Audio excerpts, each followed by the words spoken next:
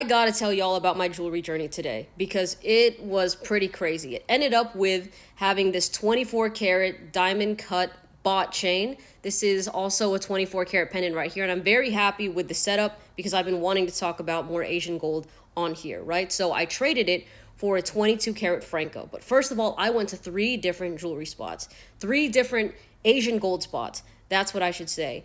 And the moral of this video is not to trust everything a jeweler says. The first spot that I went to, the lady offered me $1,000 for my original chain, and it's worth way more than $1,000, right?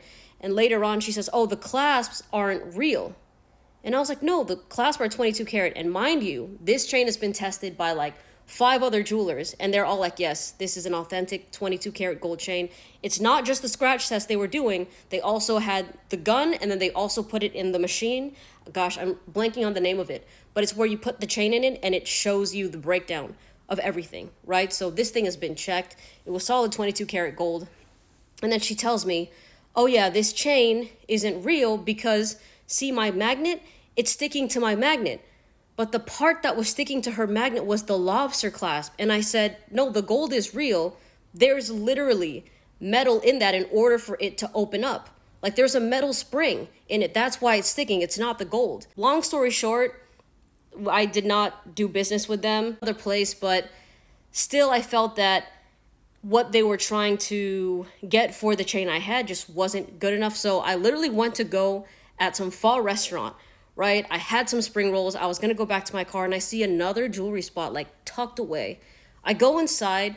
It's a very laid back environment. And this guy comes up to me, this older Asian gentleman, and he asked me what I'm looking for. I told him, I was like, "Dude, I've been wanting to get a 24 karat gold chain. I've been wanting to trade this 22 karat piece." And he asked me, how come I haven't been able to? And I gave him the stories. And long story short, he was like, "Yeah, the spots you went to, I would not trust them," right? And we did a 1-to-1 trade, which is very hard to do. I'm telling you, most of these jewelers will not do 1-to-1, even though my chain was over 10 grams more of pure gold than the chain I wanted to trade for. These other spots still wanted me to pay more on top because they kept saying, "Oh yeah, remember we have to make a profit." And I'm like, I understand you need to make a profit, but I'm also giving you a lot more money here with this chain in general, literally like an extra $1,000 from the chain, but they wanted me to spend more money, like cash out of pocket for it.